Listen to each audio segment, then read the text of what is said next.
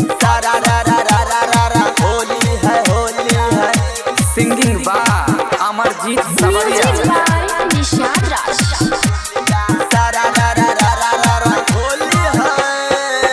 चढ़ते फागुन माय सखी आइले मोरा यारा बाहो आइले मोरा यारा बाहो कि यार सखी होलिया में चोलिया रंग यार ये सखी कि यार सखी होलिया में चोलिया रंग यार ये सखी।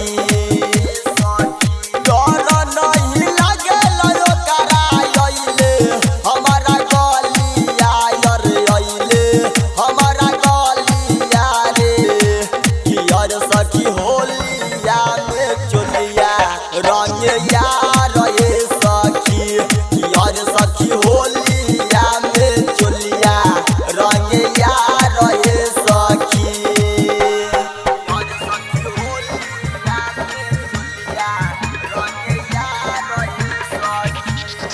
म्यूजिक बाय निशाद राज।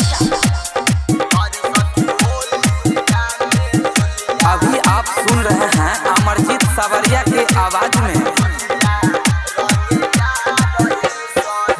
जो बना के रंगे सखी माले दुनु गलिया यार माले दुनु गलिया रे कि यार सखी यारबा देले लह गाल सारा ये सखी कि यार सखी होलिया में चोलिया रंग यार ये सखी कि यार सखी होलिया में चोलिया रंग यार ये सखी कि यार सखी होलिया में चोलिया रंग यार ये सखी।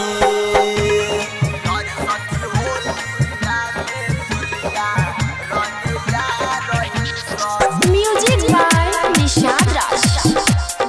Ambedkar digital recording studio Chandauli हाट।